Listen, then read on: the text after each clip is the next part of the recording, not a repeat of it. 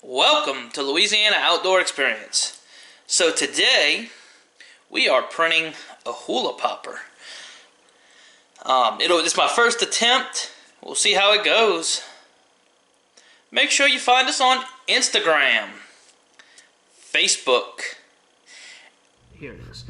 This is a different little bait here. It's a jerk bait V1 they call it, and let's go to this view here and kind of look at it. So it seems to be pretty simple design. Let's put the swim bait on here. So we're gonna export it, turn it into a G code. Right now what it's doing, it's slicing, so to print it has to tell each layer what to print, when to print it, how to print it. Alright, so I'm actually gonna be printing it in a glow-in-the-dark filament.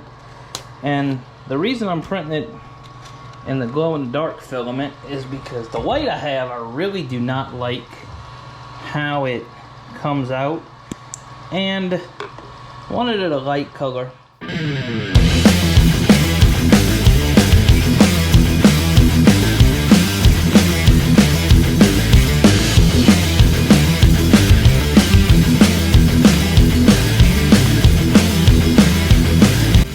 After failing 3 times on that one, we are switching.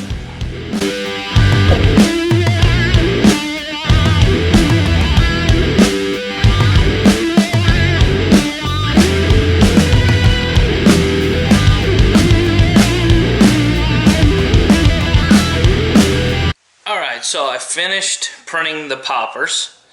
It's a 2-piece popper. We're going to have to glue it together. There's a... trying to get it to focus. There's a hole, as you can see there, for one hook in the middle.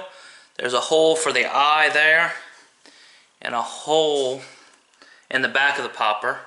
There's also this little groove here that I'm going to actually put a skirt in. So just to show you what will all be going into this, I'm going to use these little eyes to put the eyes in the different places that they need to go.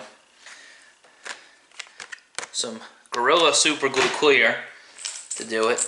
I bought some chatter weights. What I'm going to do is cut the chatter weights and make them to where I can use them to fill the popper so it'll rattle a little bit. I have some feathered trebles for the back, some hog rings to connect the hooks to the eyes. Got some just regular trebles for the front. I'm going to have to get one of these chatter weights, they call them, cut open so I can spill the guts out. So I'm going to let this sit for a couple hours. Take these eyes, super glue them in.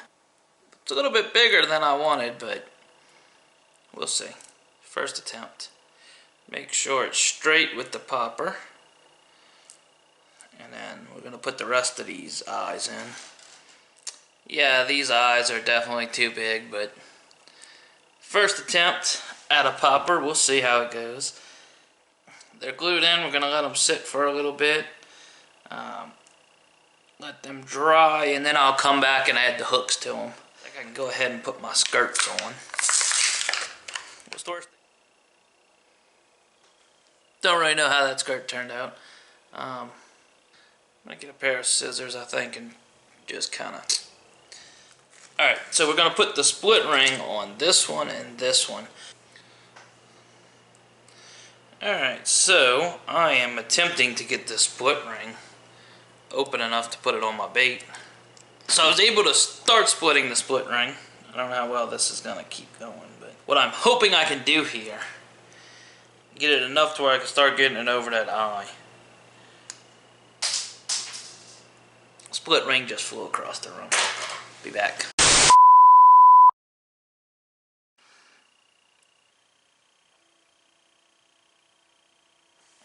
Got a little popper now. It's trimmed a little bit. Who knows? I'm not going to use this one just because I don't trust this back eye. I think what I might try to do next time is melt these together first of all, because Remember, I put them ball bearings in there and no rattle because I super glued them together. So I think I might try to melt them next time, drill a hole all the way through, make it come out of the bottom, and twist the wire to get my eyes. We're going to put it in the tank, see how well it pops. As it floats, you can actually see it's not too terribly how it floats. It floats a little bit to the back.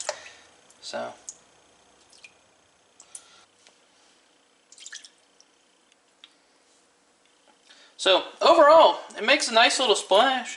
Would I use it to fish with? No, mostly because I don't trust where the back eye is. So I was making two of them. The other one just kind of fell off. I'm going to refine it a little bit before I actually take it out to fish with it, but overall, I think it's pretty cool. So, I printed one. You got to see it pop. I think the design would still be good. Might even try to, maybe, instead of a feather treble next time, do something with my fly tying kit and tie my own.